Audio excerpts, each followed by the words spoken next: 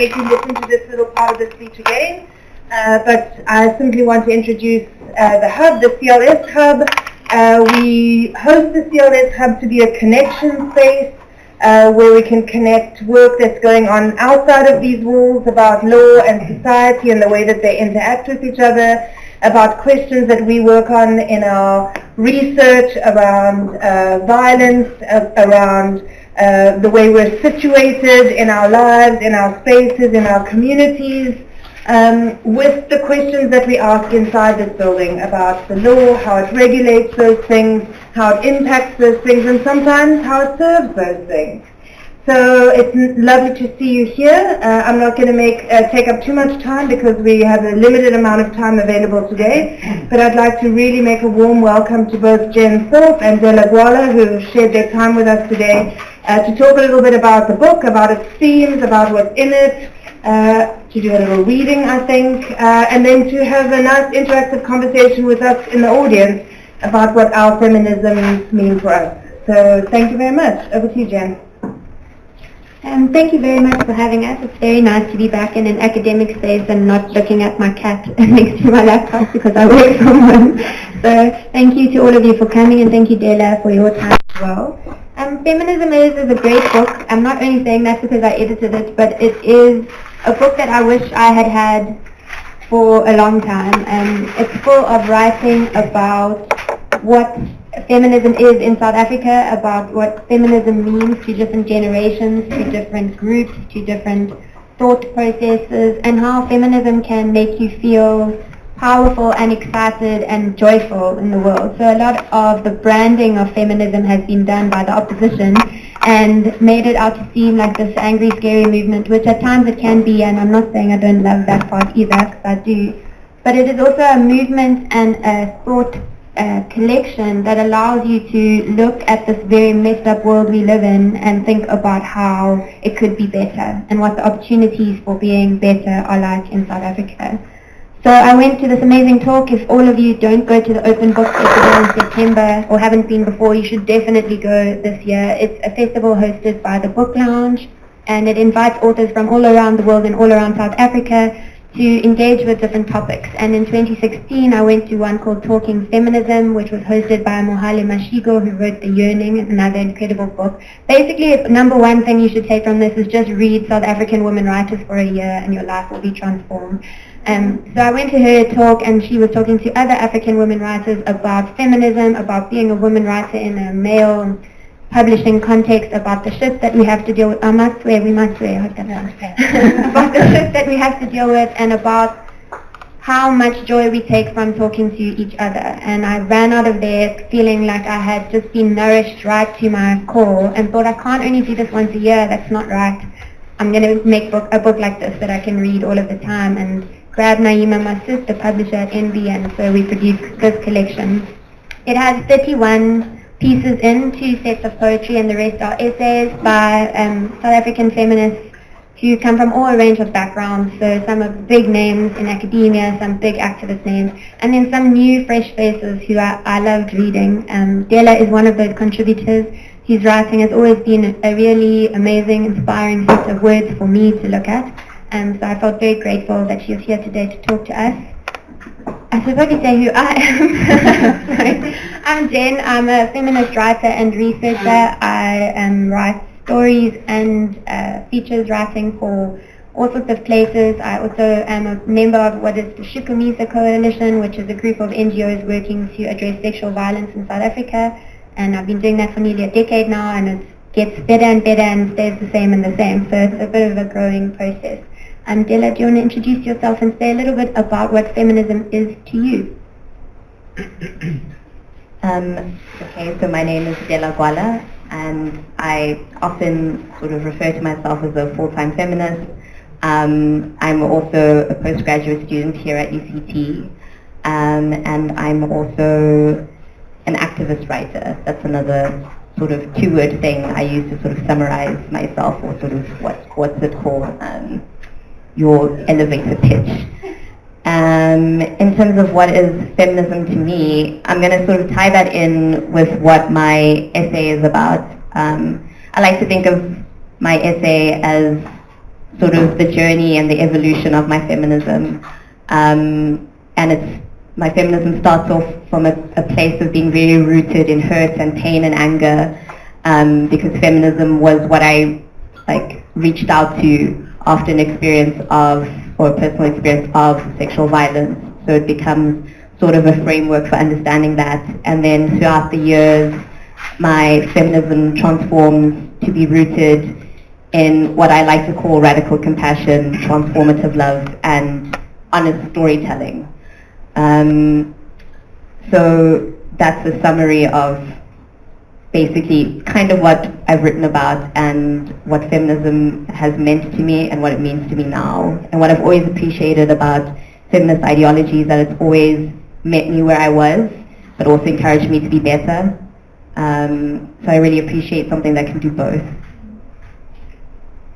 So just to talk a little bit about your piece, you describe that movement and that journey, and so many of the pieces in this collection really talk about feminism as something that they came to through a process, or that they learned in theory and then lived in practice, or that their grandmothers and their mothers were living without claiming any label, but were driving these incredible acts of transformation and sort of progress within their families. So tell me more about this radical, compassionate feminism that you're believing in now, and how does that work in the world, and what sort of tools does it give you to look out at the world?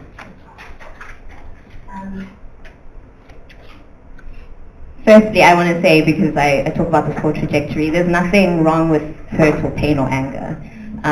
Those are all very much valid experiences that we all have to deal with, especially in terms of marginalization and oppression. But I found that in my journey, I was very much doing my activism from a space of hurt, pain, and anger. And my personal story and other people's stories were so enmeshed that it resulted in exhaustion and burnout. So I needed to find sort of a new framework for me to feel like I would have the fuel to keep going. And one tool of that was going back to storytelling, because I think when I was doing sort of activism on the ground and marching and protesting and mass meetings and all of those sort of things, I got it into my head that, oh, writing is not important, this is the real struggle, this is the real sort of thing we need to face. And part of what was self-compassion was going back to the part of me that really needed to write, to tell stories and to focus on truth-telling.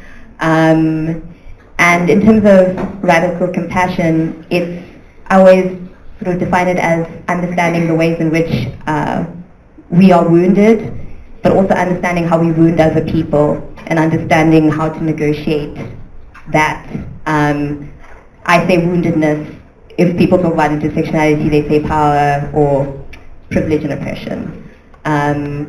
So for me, it was sort of an understanding that took me to a space of being willing to engage in a means that didn't make me feel constantly exhausted.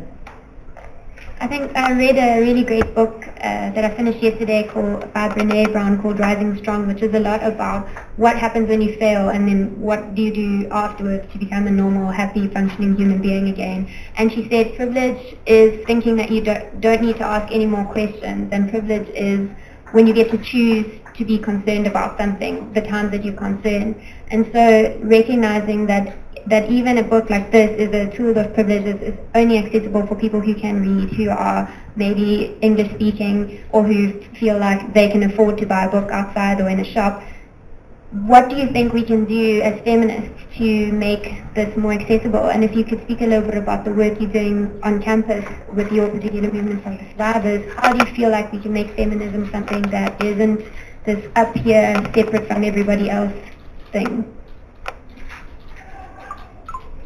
I think a point that's come up in some of the book launches to start off with is that feminism has been happening long before people have chosen to adopt the label. So a lot of writers in this collection talk about their mothers and their grandparents, people who don't adopt the label, but their consciousness and their actions are everything to do with creating sort of a feminist consciousness. So I think it's important to start there that it isn't like the academy's job to educate people on how to do certain things. It's recognizing that people from all walks of life have been doing the resistance and the activism and living a consciousness with or without those labels. In terms of the work around UCT survivors, so I head up a student organization called UCT Survivors. It started off as like a social media platform, and then we added a blog. And the social media platform, which was a Twitter account, was started by two survivors, one of sexual harassment and the other of sexual assault. And the survivor of sexual assault left UCT because she could no longer face the possibility of running into her perpetrator on campus. And she asked me to take over the account, and I started a blog which right now has maybe over 20 testimonials of staff and students' experiences of sexual violence on campus.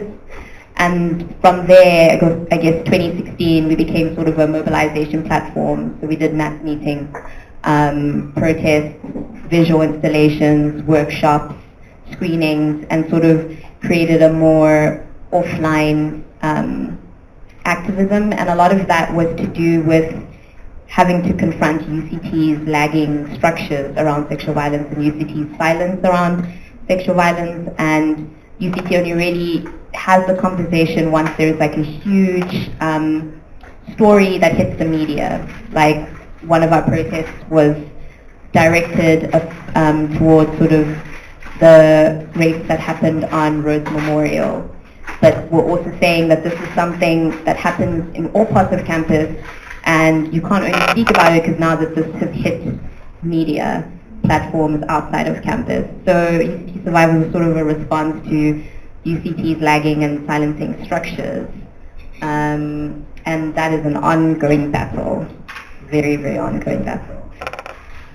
So my essay in the collection is looking at the law in South Africa and whether it is still a tool for feminism and whether it ever was a tool for feminism and the particular types of law making and law practice that we want to see. And Dela's is, as she's just explained and as she writes in her essay, a lot about the limits of a criminal justice system or a legal process to fully understand a lived experience and to deal with an individual that comes in front of them. So students who are practicing law will know about that balancing of of justice and a particular law and trying to interpret the law in a way that promotes justice in a society like South Africa and what that means. So I think it would be a good time for Dela to do a reading, and then I'll read after her, and then we'll do one or two more questions and then see what you would like to ask. That's all right?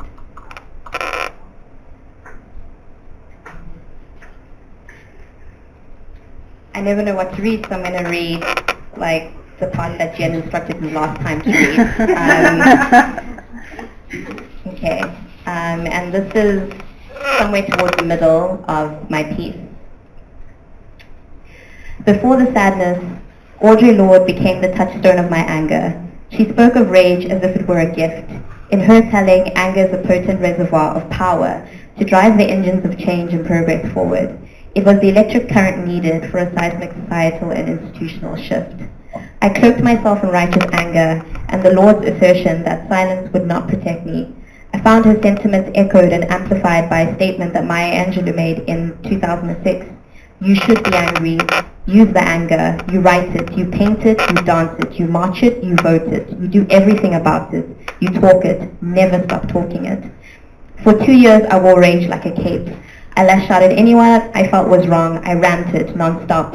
I ranted online, in face-to-face conversations with friends, during pillow talk with my partner. I ranted over the phone, via email, via Skype. I ranted over a glass of wine, over 2 sweet tea, passing over picnic food, microwaving leftovers, and watching other people cook. I ranted standing up, lying down, sitting up, and during walks. I angered from the bottom of my belly at march after march, protest after protest, social justice meeting after social justice meeting. But then the rage became sadness. After 3 years of grueling anti-sexual violence, anti-racist, anti-homophobia, and anti-everything else bad activism, sadness did not serve me like rage did. But I kept going. I kept organizing. I kept writing speeches for mass meetings. I kept painting placards. I kept answering journalists' phone calls and emails. I kept posting the stories sent to me by survivors of sexual violence. I kept rallying what hadn't been ravaged by sleep deprivation. but then sadness gave way to burnout.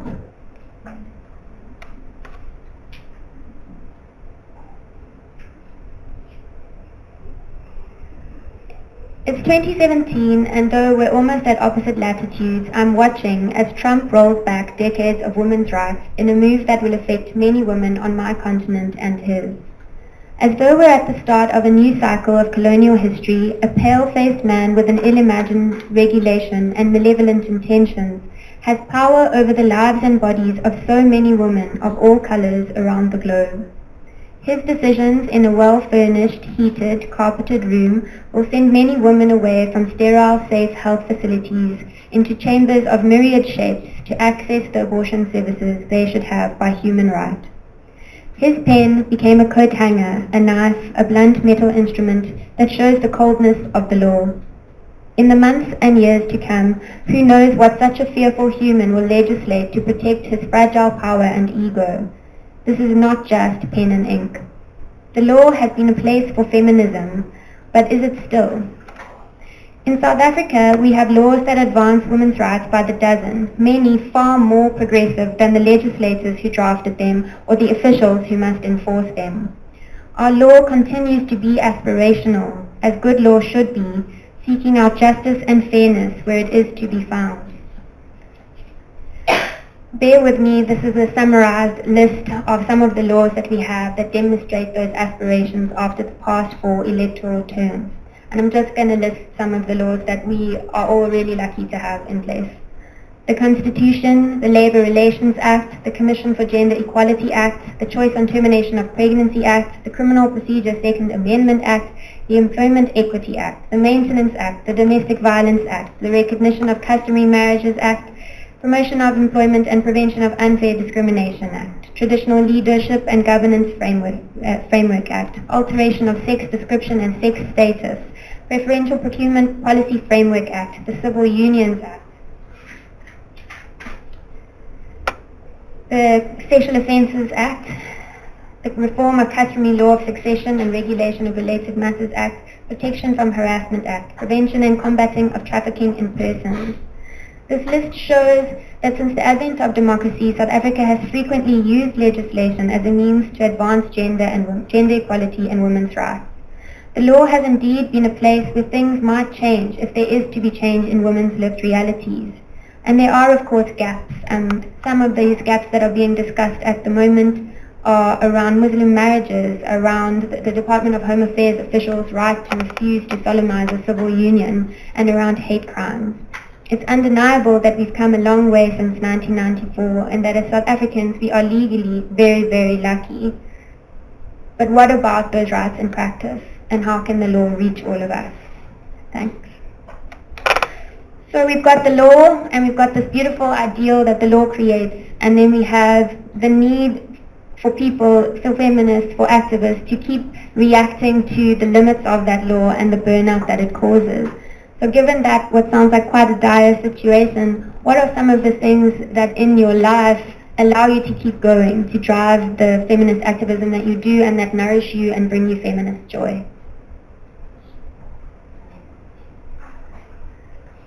I guess a big source of feminist joy for me is right now creativity. I had 0 goals for 2018 except to dance and sing more. I didn't have it in me to set anything except to promise myself that this year I would write, dance and sing more, and everyone knows that sort of, I think it's Emma Goldman, or that quote about like, if there's no dancing in your revolution, I'm not coming. So that's been the greatest sense of joy for me, and also understanding that creative interventions are also activism. I think I lost that for a little while. I started separating those two things, that it can serve as both a mode of self-care but also a mode of activism. And that especially feminist joy is another form of resistance. In a society that's oppressive or that marginalizes parts of who you are, what's more of a, oh gosh, I'm going to use bad language, what's more of a fuck you than being happy and joyful? I think on that note, I wonder if anyone has any questions for us about being happy and joyful, or angry and sad, or activist, or resting, or any of those things. Fatima has a roaming mic. Don't be afraid, as you can see, we're very happy, friendly feminists.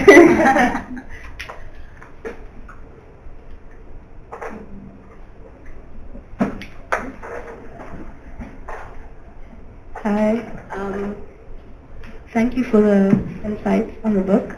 And maybe just as a point of departure, I just want to disclaimer, I do admire many feminist writers, workers, organizers. But I guess my question is more how, maybe I want thoughts from the speakers as to how to navigate, I guess, the prominent feminist rhetoric that's sort of in the public domain at the moment, which arguably may not or may be like an accurate account for feminism. And I just want to know how, so I think the first speaker mentioned about how many people drew their feminist ideals, many of the authors in the book drew their feminist ideals from observing their grandparents and parents.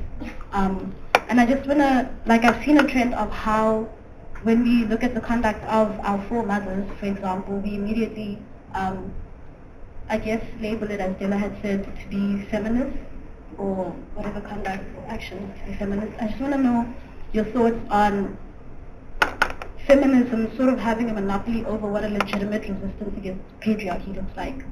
Because I do feel like people have been resisting long before we had encountered the language of feminism that we have right now.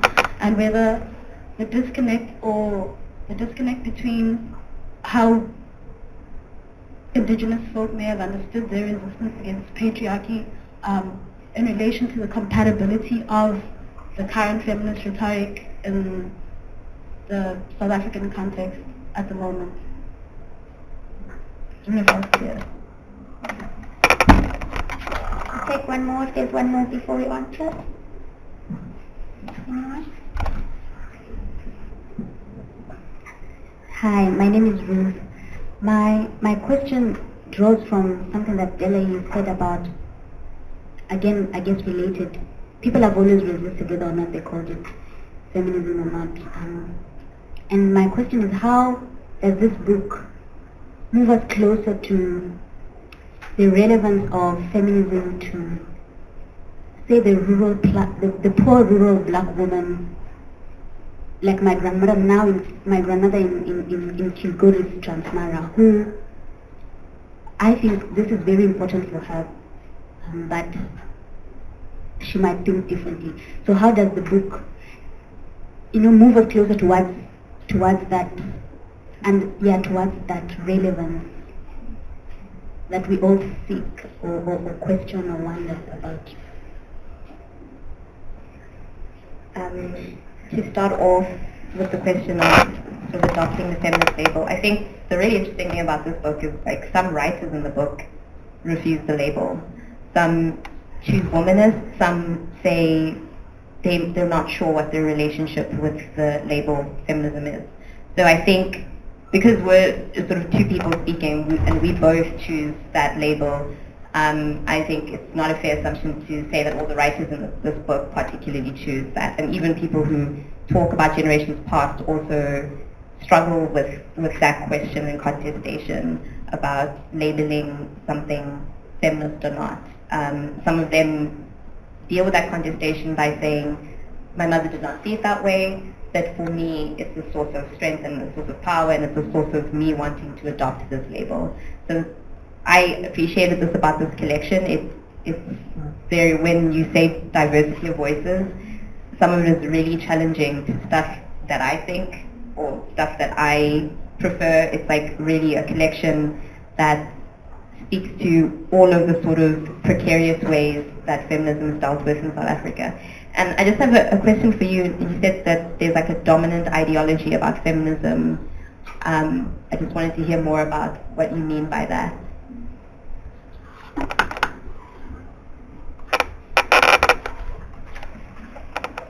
I'm just saying it's sort of been understood as the only legitimate means to resist patriarchy, in that conduct that effectively resists patriarchy would be analyzed or read as feminist before anything else, other than like it being an act of resisting patriarchy. Because I'm just very pedantic about the language issue, right? Because I do feel like there are certain consequences that come with prescribing a certain language to a certain conduct, and it it's an entire conversation. So when I say dominance, I just mean like credibility of how you resist the patriarchy is more often like than not associated with the language of feminism. Yeah, I mean there are women who have acted in ways that I would want to call feminism who reject that label, and I think it is fair to respect that. Even if I disagree, I can disagree, but also respect that it's not my choice.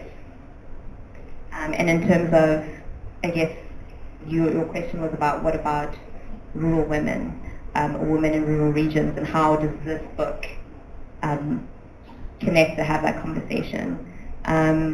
Again, I think there are voices in this book that speak to that experience, obviously much better than mine, because that's not what I write about or my particular experience. And I think there's a lot of, if I think of the South African context, I think of sort of like the Rural Women's Network. There are sort of collectives and organizations of women in rural regions that are already organizing, that are already politically engaged, that are already resisting and fighting for their own rights.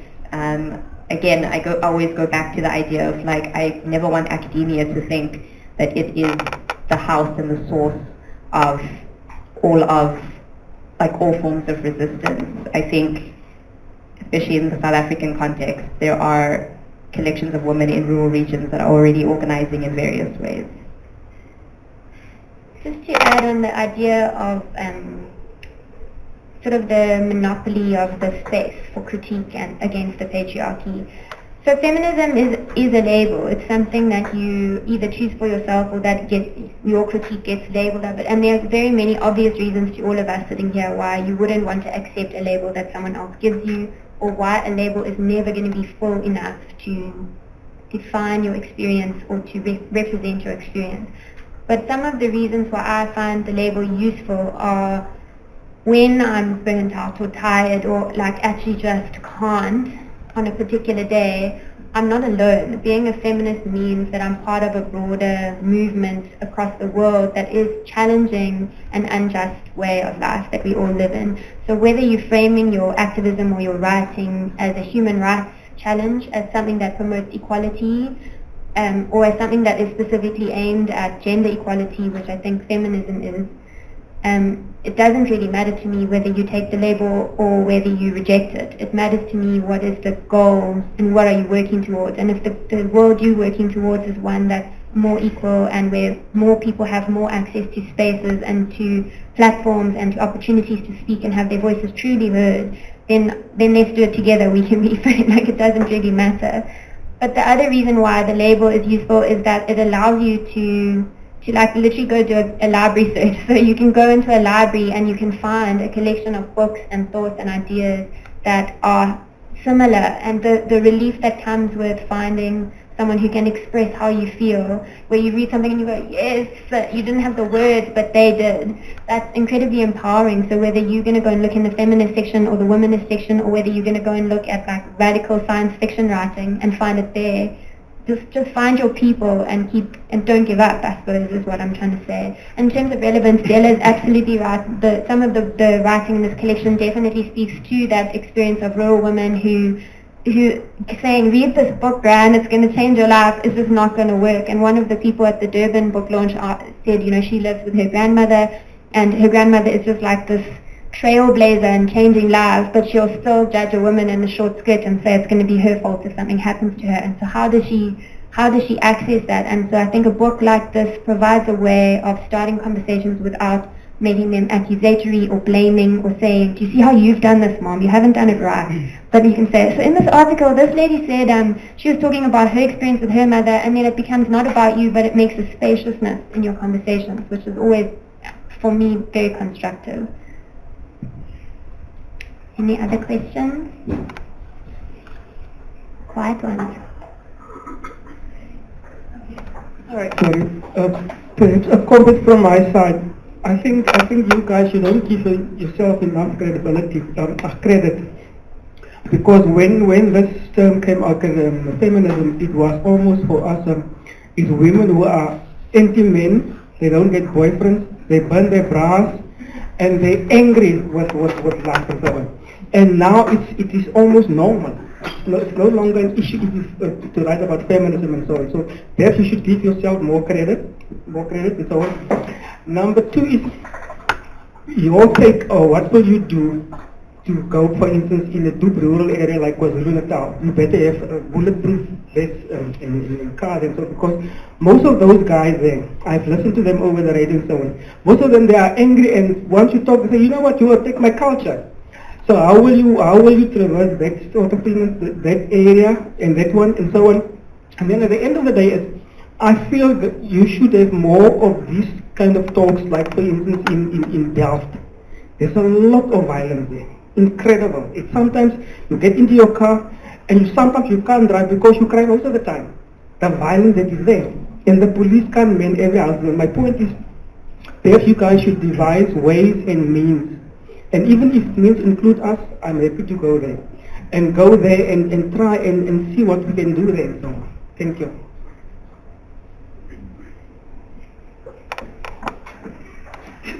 Okay, thanks very much for the book. I think it's very interesting. And but I have one question. Maybe it's more like from a general view of how I view or how I've read feminism. It's been criticized as a kind of white female patriarchy on heels. Okay, Homi Baba and them have said those kinds of things. And they've also looked at it from the perspective of the fact that it marginalizes people like African female thinkers, gender thinkers like Clenora Hudson Wims with Africana womanism, so that in an African Gender Institute, you don't ever hear of an African woman thinker like Clenora Hudson Wims. So where does that dovetail with current feminism in Africa that is not really necessarily, referencing African female thinkers? If it has anything to do with African thinkers, why are African female thinkers so marginal and in fact just about not part of the feminist thought at present? I tutor gender in the African Gender Institute, and our third years have just done a section on African feminism, and all their reading is female African writers, thinkers and authors, South African and continent-wide.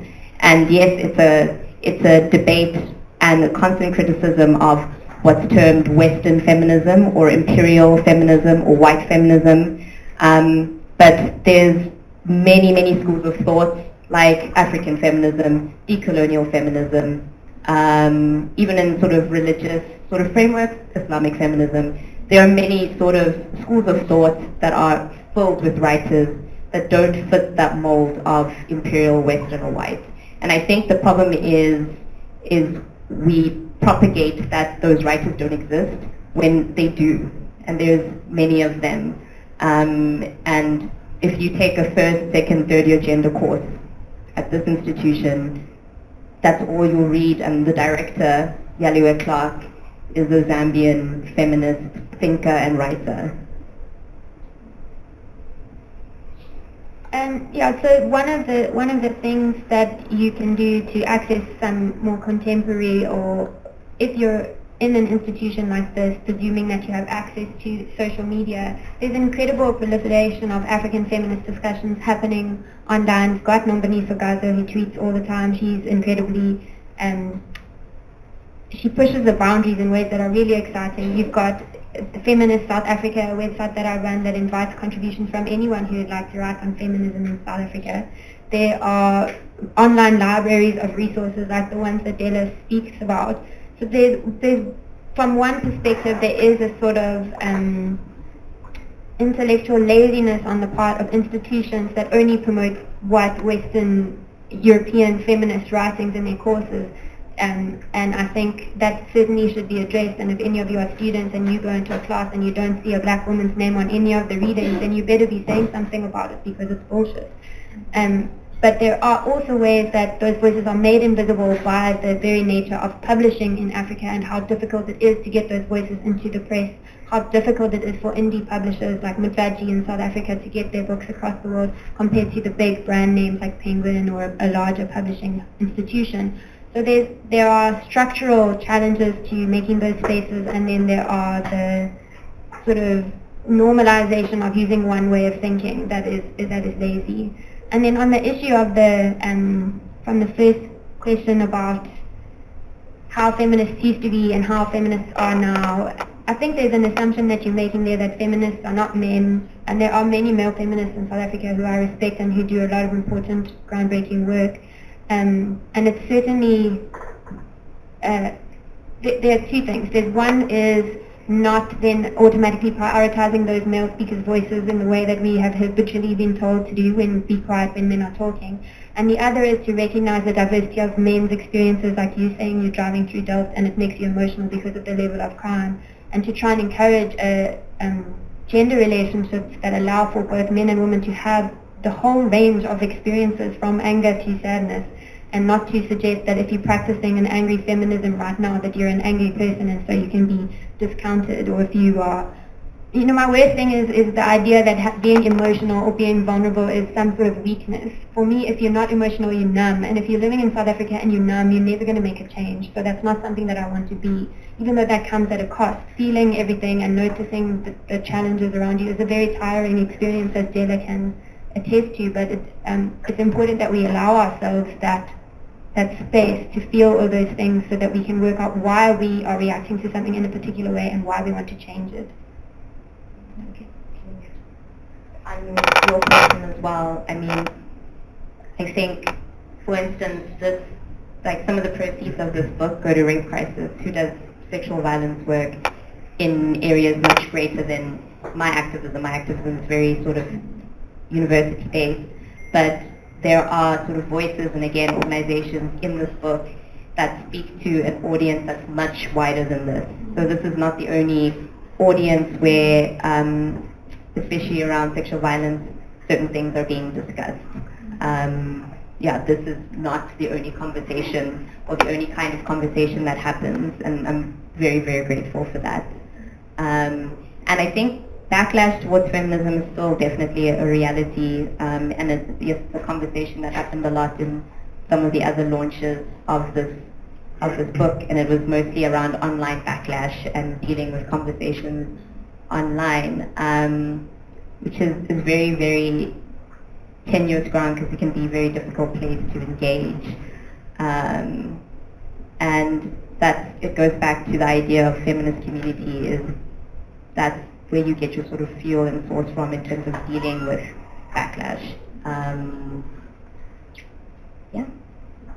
What do you think? So one of your comments was really interesting to me about that feminism is normal now, so that it's less threatening. It feels like less of a challenge. And that's something that I find really interesting, because we talked a lot about like Beyonce feminism, where you roll onto the stage with the lights flashing, and how is that the same as this type of writing, and is it the same, or is it part of a spectrum, and what does that mean about it being less threatening? Because for any real power relationship to change, there has to be a threat, right? The table has to be tipped, otherwise it's only change for some people.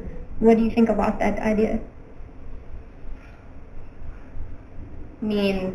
I remember a couple of years ago when Beyonce was standing in front of that big sign that said feminism, that made me a little bit emotional, because a word that felt like it was, or a language that felt very separate from how other people were having conversations and how other people were engaging, was suddenly something that was, again, being broadcast in a different way.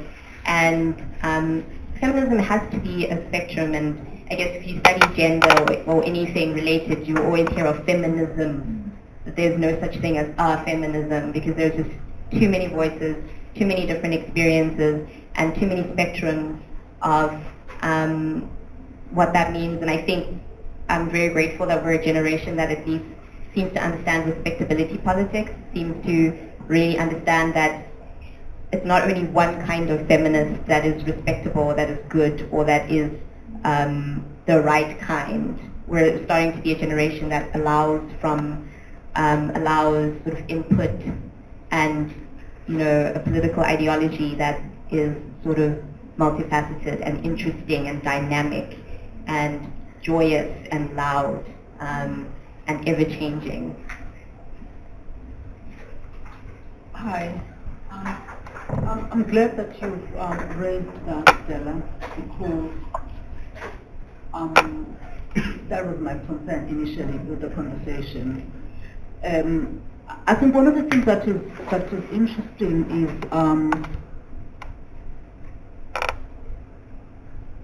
is this constant struggle around feminism and feminism. So there's kind of multiple identities and multiple layers and different ways of doing feminism. And also this notion that there is one Western feminism, and often so we become more sensitive when we are presented, or when Africans are presented as a homogeneous group. But it's very easy to talk about Western feminism and not problematize that, and I think it's very important to do that. And I mean, it's very clear in the kind of writers that you put together. You know, some people who call themselves womanists, some people who probably self-identify more easily with a particular kind of feminism, that there's an attempt to move towards also people being in the same, between the same covers of the book, instead of having one strand being, you know, so it's quite interesting the kind of conversations that are taking place, even though they're not necessarily direct, but the kind of conversations that are taking place between the women, between the people in this book. But the one thing that I certainly wanted to, that I found challenging, and that I, you know, by the spider on my back goes up, is the notion of a Western feminism and a, you know, European feminism, or an African feminism, or African feminism, because we may share similar experiences, but we also don't share other experiences, and yeah. Yeah, I think that's an important point. If you read authors who fall under like the umbrella of something like African feminism, they disagree with each other, they contest each other's way of thinking. It's never, and one of the sort of essays, man, I keep talking about tutoring, one of the essays that the third year had to write was defining African feminism, and they really struggled because there's so much contestation about what it means to different people and how is it practiced and how does the writing go with the activism. So all of these debates are very live in these umbrellas. These umbrella terms do not mean, they're not cookie cutter labels. They mean maybe sort of solidarity and similar understandings, but there's still so much contestation no matter what umbrella you're sort of sitting under.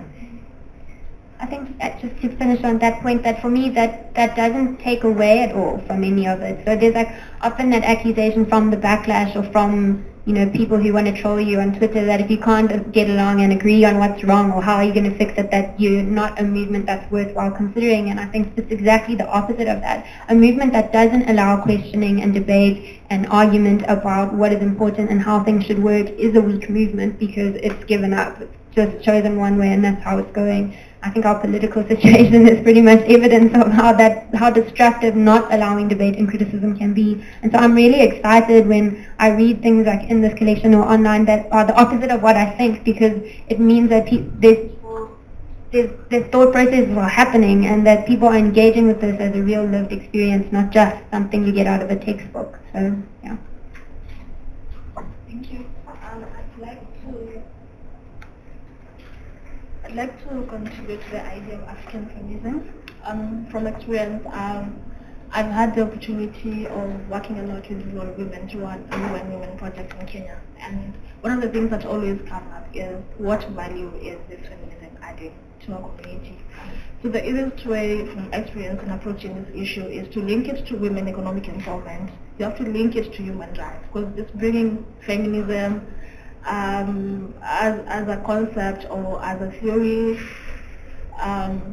just, it brings the idea that this is just some, like in anything else, is just coming from the West and being imposed onto Africans. But you have to show these women, you have to show the society and the community how treating women differently will improve their lives, how it will empower the community economically and so on. So you have to, in my opinion, feminism cannot work on its own. It has to be linked with other concepts such as human rights and such as economic empowerment for it to succeed in Africa.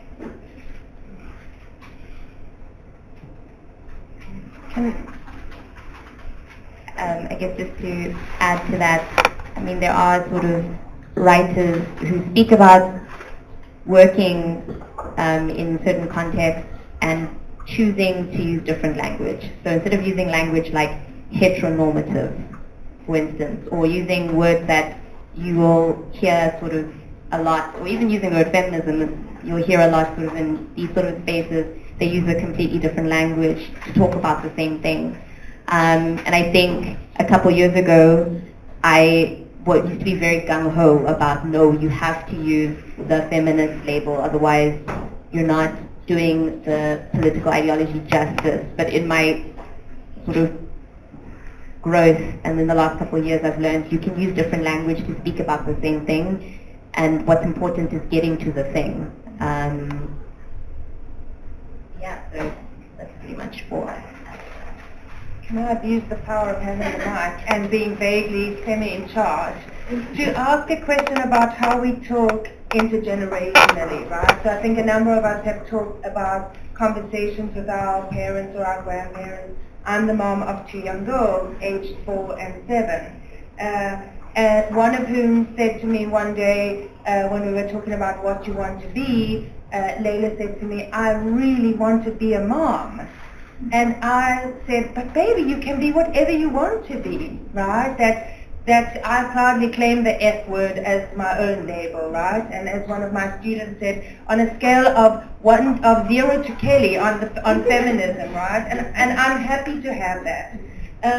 But I think a lot about how I engage my daughters in that conversation about what I think feminism is or should be, how to be dismissive of other positions that aren't kind of rooted in my own understanding of equity in the world. And I sit on the board of Red Crisis, and there was a fascinating exchange last year between the former directors who take a very second wave feminist perspective on a certain issue with the people who are currently running and practicing their own feminism in the organization, and how the interplay between those generations happens.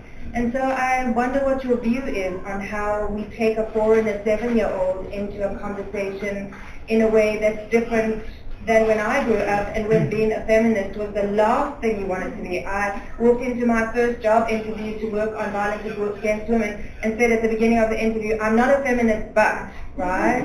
And so I just wondered what you think about that.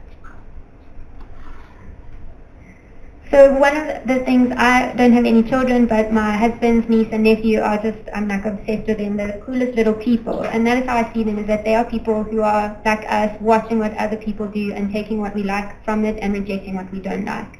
And I think when your daughter says to you, I want to be a mom, you're the example. She wants to be you. So she doesn't have the language to talk about feminism, but you're a feminist, and so she wants to be what you are. So there's something to that. There's also, I mean, I'm obsessed with reading. There's incredible books that are coming onto the market now, like the Goodnight Stories for Rebel Girls. There's 2 versions of that, which are stories about amazing, inspiring women from around the world.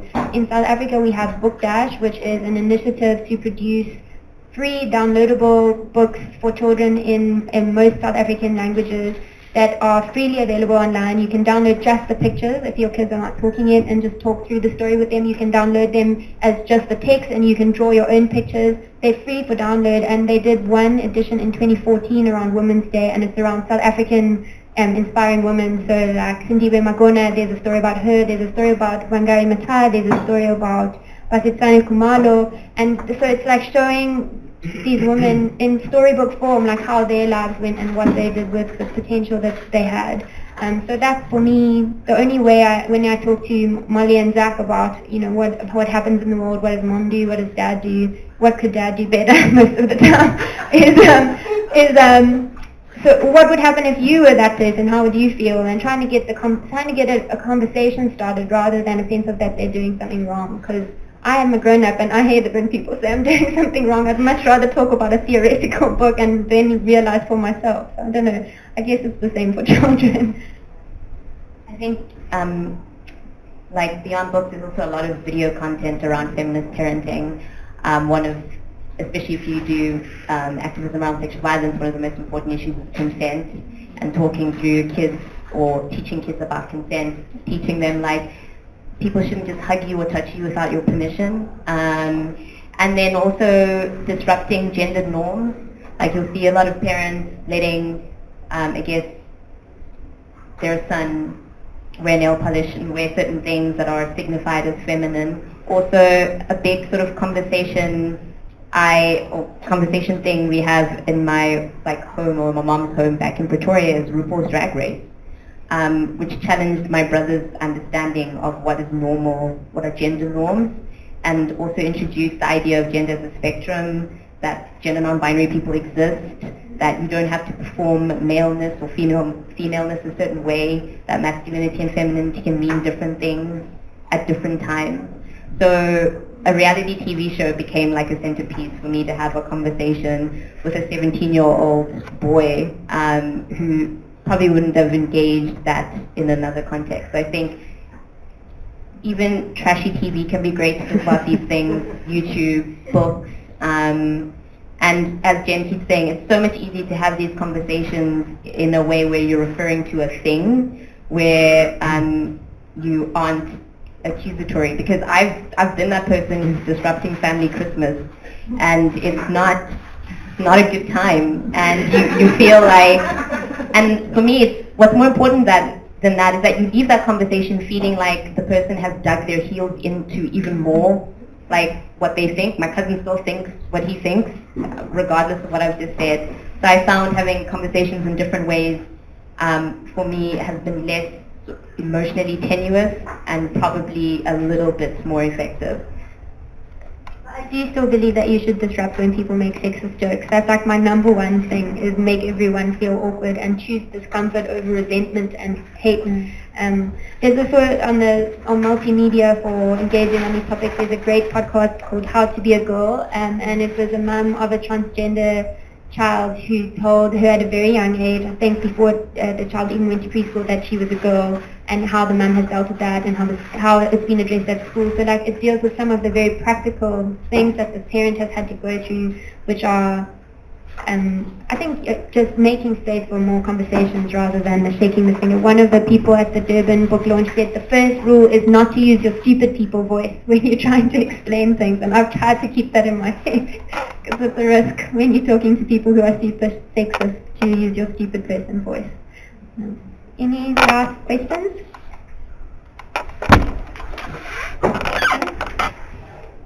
I'm just gonna, as an end off quickly from our side, then I just want to read to you some of the themes that we have in the book. So it's separated into 5 sort of sections. The first is on inspiration, which talks a lot about people's mothers, writers, and activists who have inspired people to engage with this topic. The second section is on inclusions and exclusions, which talks about learning and unlearning, people who have been rejected because of their feminism, what the rules of engagement are online and offline. It's a really great, it's like a really practical how-to guide, that section. And then there's one on conversations which does talk intergenerationally. So there's a conversation between Nomalanga Mkhize and her sister who's a Sangoma. There's a conversation between Helen Moffat and Louise, whose surname has just escaped me, sorry, help me, Stella Ferreira, about what is old feminism, what is new feminism. Then there's Power and Fury, which is a lot about activism and rage and the benefits of being angry and the healthiness of being angry in a world that tells you that you are the problem. And then Feminism in Practice, which is people living their real life feminism in the healthcare sector, in the rape crisis, in online spaces, in the law, and all sorts of places. So it really is a book that allows you to access some of these different conversations, and nobody necessarily agrees. When these writers were asked to write, they were just told, write for me on what feminism is, and that was the only rule. Literally, some are 1 page, some are 30 pages. So it's definitely worth buying. You can get it here, you can get it online, you can engage with some of the writers online, all their Twitter handles are at the end of their pieces. So I hope that you engage with this and enjoy it further. Fatima? So thank you very much. This has been a great conversation, and certainly one that CLS is hoping to bring into the faculty more often.